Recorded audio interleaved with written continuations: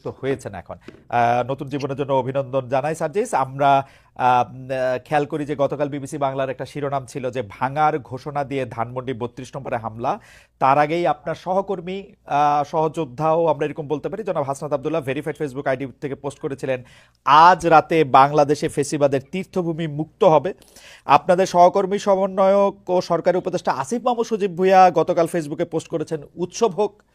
আগেই ভগ্নস্তূপ হয়ে থাকা 32 নম্বরে বাড়ি ধূলিসাৎ করা যখন শেষ দিকে, তখন আপনার ফেসবুক পোস্ট আবু জাহেলের বাড়ি এখন পাবলিক টয়লেট। আপনার আগে আবার উপদেষ্টা মাহফুজ আলম ফেসবুক পোস্টে ভাঙার চেয়ে গড়ার দিকে মনোযোগ দেওয়ার আহ্বান জানিয়েছেন। গতকালকের 32 নম্বরে বুলডোজার অভিযানের ঘটনায় বৈষম্য বিরোধী ছাত্র আন্দোলন ও জাতীয় নাগরিক কমিটির অফিসিয়াল অবস্থান কি ছিল? আপনাদের সমন্বয়কদের সবার অবস্থান আমার কাছে একরকম মনে হয় না, নাকি আমার এটা বোঝার ভুল? আপনি যদি একটু আমাকে পরিষ্কার করেন। যে যেমন আপনি আসার আগে আমি একটু সামারাইজ করি, জনাব রেজাল করিম রনি বলেছেন যে এইটা আরো আগেই ভাঙা দরকার ছিল, এটা 5 আগস্ট এটা ভাঙা দরকার ছিল, গতকাল এটা অনেক দেরি হয়ে গিয়েছে। এটা ছিল মোটামুটি উনার সার্বিক অবস্থান। উনি নিশ্চয়ই আবারও পরে বলবেন। জনাব সাজ্জাদ সালাম, আপনার কাছে একটু জানতে চাইব। আমাদের জন্য আসলে দোয়া করবেন আপনারা। আমি যদি বলি আমাদের জায়গা থেকে, যে এক্ষেত্রে বৈষম্য বিরোধী ছাত্র আন্দোলন কিংবা জাতীয় নাগরিক কমিটি তাদের জায়গা থেকে যে স্পেসিফিক এই বিষয়ে একটা কোনো অফিসিয়াল স্টেটমেন্ট ছিল বা কোনো একটা অবস্থান ছিল, ব্যাপারটি এরকম ছিল না। ব্যাপারটি ছিল এই যে তীব্র একটা ক্ষোভ। ভাই যে কথাটি বলেছেন সেই জায়গায় আমি সম্পূর্ণ একমত।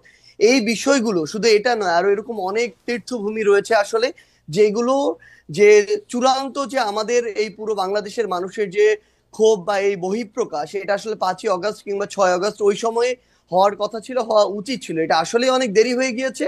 কিন্তু আমাদের জায়গা থেকে যদি আমরা বলি, গতকালকে আমরা যেটা দেখেছি, ঘটনাটা এই সময় এসে এভাবে হয়তো প্রত্যাশিত ছিল না, কিন্তু সবচেয়ে বড় কথা হচ্ছে এটা এক সময় না এক সময় প্রকাশিত হওয়ারই কথা ছিল। এবং এক্ষেত্রে সবচেয়ে বেশি আমার মনে হয় যে প্রভাবিত করেছে খুনি হাসিনা। যে প্রভাবিত তিনি ওই 15-16 জুলাই করেছিলেন ওই গণভবনে বসে প্রেস কনফারেন্স করে, সেই প্রভাবিত তিনি এখন করছেন ভারতে বসে।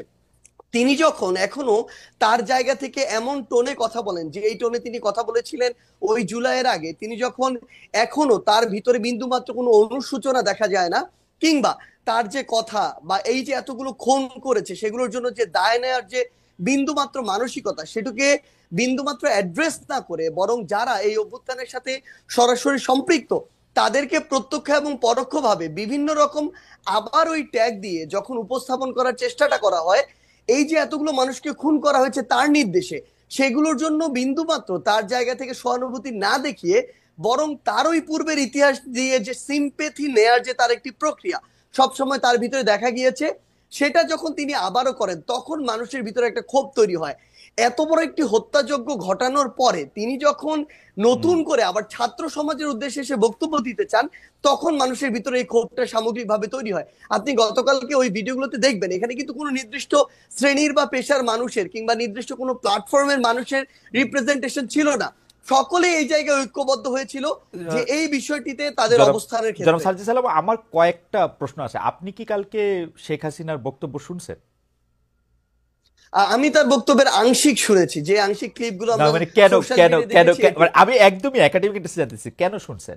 যেমন আমার কোনো শোনার দরকার হয় নাই, আমিও শুনি নাই ভাই, আমার শোনার কোনো দরকারই হয় না। আপনি শুনছেন কেন তাহলে আমি একটু জানতে চাই। না, প্রথম কথা হচ্ছে যে খুব স্বাভাবিকভাবে আপনি দেখবেন সোশ্যাল মিডিয়ায় যে কোনো বক্তব্যের ইন্টারেস্টিং পার্ট গুলো ক্লিপ আকারে ছোট ছোট 30 সেকেন্ড 1 মিনিটের ক্লিপ আকারে সামনে চলে আসে। এরকম একটি ক্লিপ সামনে চলে এসেছিল, যেই জায়গায় ওই ক্লিপটি বিভিন্ন জায়গায় এসেছে, যেই ক্লিপটি আসলে এরকম করে রিপ্রেজেন্ট করছিল যে তিনি আবার ওই আগের, আজকে থেকে 6-8 মাস আগে যে কথাগুলো বলে তিনি 16 বছর কাটিয়েছিলেন, সেম সিম্প্যাথি নেয়ার কথাগুলো তিনি আজকেও দাঁড়িয়ে বলছেন। এবং আপনার কাছে কি সিম্প্যাথি, মানে আপনি কি সিম্প্যাথি, উনার জন্য সিম্প্যাথি পাইছিলেন আপনি? মানে উনার জন্য সিম্প্যাথি হয়েছিল উনার বক্তব্য শুনে? ভাই সবচেয়ে বড় কথা হচ্ছে কি, মানে এই যে আমি কেন এই প্রশ্ন করতেছি, যে আমার কাছে মনে হয় গত 15 বছর ধরে শেখ হাসিনা বাংলাদেশ শাসন করছেন। এর মধ্যে গত 10 বছর ধরে, বিশেষ করে 2014 সালের পর থেকে উনি যতবার যত জায়গায় বক্তৃতা দিচ্ছেন সেটা জোর করেই দিচ্ছেন। জোর করে দিচ্ছেন বলতে তিনি যেন প্রধানমন্ত্রী, বিডিভিতে ছিলেন, ইয়াতে ছিলেন, জোর করে দিচ্ছেন। আমাদের জোর করে শুনতে হয়েছে। এখন তো এটা আমাদের জোর করে শোনার বিষয় না। এবং উনার কি সেই প্রভাব, সেই ইনফ্লুয়েন্স, মানে 100 ভাগের 1 ভাগও আছে যে আমরা ওইটার প্রতিক্রিয়ায় গিয়ে আরেকটা কাজ করে আসতে হবে? আপনার কাছে কি মনে হয় জনাব সাজ্জাদ? না দেখুন, সবচেয়ে বড় কথা হচ্ছে যে আমরা আমাদের জায়গা থেকে, মানে কেউ এটা ব্যক্তিগত জায়গা থেকে গিয়ে এই বিষয়টি করেছে এরকম না। মানুষ হয়তো বা মানুষের ভিতর আমার মনে হয় এখন এই বিষয়টি কাজ করছে হুম। যে আমাদের আসলে যেই কাজগুলো 5ই অগাস্ট বা ওই সময়টাতে করা দরকার ছিল, যেগুলো এখন আমাদের জায়গা থেকে বাকি রয়ে গিয়েছে, মানুষের এই ক্ষোভটা সামগ্রিকভাবে শুধুমাত্র ওই হাসিনা বক্তব্য দিচ্ছে এই জন্য তৈরি হচ্ছে, ব্যাপারটা এরকম না। এই ক্ষোভের কিছু অংশ আমি যদি বলি একদম ফ্র্যাঙ্কলি, হুম। অন্তর্বর্তীকালীন সরকারের উপরেও আছে। হুম। এই অন্তর্বর্তীকালীন সরকার তাদের জায়গা থেকে এই খুনি যারা ছিল, যারা সরাসরি এই খুনগুলোর সাথে জড়িত, ছাত্রলীগ, আওয়ামী লীগ, যুবলীগের ক্যাডাররা হুম। বা কিছু কিছু পুলিশ সদস্য, হুম। যাদেরকে আসলে গ্রেফতার করে বিচারের আওতায় আনার কথা ছিল, হুম। দৃশ্যমান এরকম একটা বিচার আমাদের দেখার কথা ছিল, সেটি যখন দেখছে না, মানুষের ভিতরে একটা ক্ষোভের উদ্গীরণ হচ্ছে। যখন দেখছে ছাত্রলীগ, যুবলীগ, আওয়ামী লীগের ওই ওই সদস্যরাই বিভিন্ন ভাবে বিভিন্ন দলের সাথে এখন যুক্ত হচ্ছে এবং আশ্রয় প্রশ্রয়ে তাদের চোখের সামনে দিয়ে হাঁটছে, তখন এই মানুষগুলোর ভিতরে আরেকটা ক্ষোভ তৈরি হচ্ছে। তখন এই মানুষগুলো এই সামগ্রিক ক্ষোভের একটি, আমার মনে হয় নতুন এখানে একটা ওকেশন পেয়েছিল, যে ওকেশনে গিয়ে অ্যাটেন্ড করে নিজের এই ক্ষোভটির উদ্গীরণ করেছে মানুষ। আহ, এইটা কি এরকম হইতে পারে জনাব সার্জিস আলম? ধরেন শেখ হাসিনার উপরে তো আপনার কন্ট্রোল নাই, আমারও কন্ট্রোল নাই। শেখ হাসিনা আরেকটা বক্তৃতা দিল, তারপরে গিয়ে কোন বাড়িটা ভাঙবেন?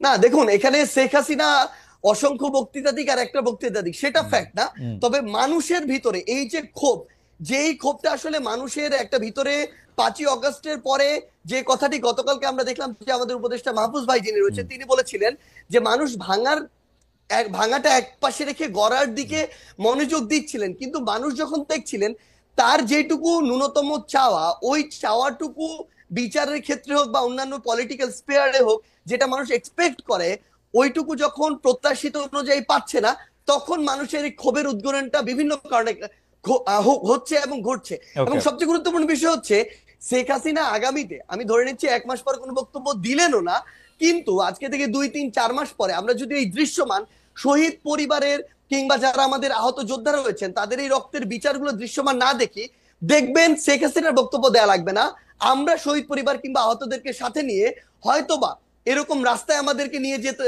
নেমে যেতে হবে এরকম একটা দৃশ্যমান বিচারের জন্য। তো এবং এই এবং জায়গাটা দৃশ্যমান শুধুমাত্র শেখ এবং হাসিনার, দৃশ্যমান বিচার করার জন্য আপনারা আওয়ামী লীগের স্থাপনাগুলি বা আওয়ামী লীগের সাথে জড়িত জিনিসগুলি গিয়ে আপনারা ভাঙবেন। এটা আওয়ামী লীগ না। সবচেয়ে বড় কথা হচ্ছে কি, দেখেন আওয়ামী লীগ বলে এমন কিছু এখানে বিষয়কে নিয়ে আসা হচ্ছে, আওয়ামী লীগের সবাই, আমরা যে স্পষ্ট করে বলি, আওয়ামী লীগের যে মানুষগুলো এই বিষয়গুলোর সাথে জড়িত ছিল, হত্যাযজ্ঞের সাথে, খুনের সাথে, হুম। ফ্যাসিজমের সাথে, স্বৈরাচারের সাথে, এবং তারা যেগুলোকে সিম্বল, এক প্রকার উপাসনালয় হিসেবে তৈরি করে সিম্বলাইজ করে এতদিনের এই রাজনীতিটা করেছে, মানুষের ক্ষোভ ওই জায়গায়। বাংলাদেশে আমি ধরে নিচ্ছি 20% মানুষ আওয়ামী লীগের সমর্থক ছিল, কই বাকি বাড়িগুলোতে তো গিয়ে হামলা করা হয়নি, হুম। ওই সমর্থকদের বাড়িতে গিয়ে কিন্তু হামলা করা হয়নি, কিন্তু এই ধানমন্ডি 32, ওই গণভবন কিংবা এই যে বিভিন্ন ভবনগুলোকে কেন্দ্র করে পুরো একটা উপাসনালয় হিসেবে প্রেজেন্ট করে এই যে রাজনীতি করা হয়েছে, মানুষের ক্ষোভটা ওই জায়গায়। ওকে। এবং এটা স্পেসিফিক ভাবে দল হিসেবে আওয়ামী লীগ নয়, বরং স্পেসিফিক ভাবে কিছু প্রতিষ্ঠান বা উপাদান যেগুলোকে সামনে রেখে এতদিন আওয়ামী লীগ এই অত্যাচার নিপীড়নের রাজনীতিটা করেছে। ওকে।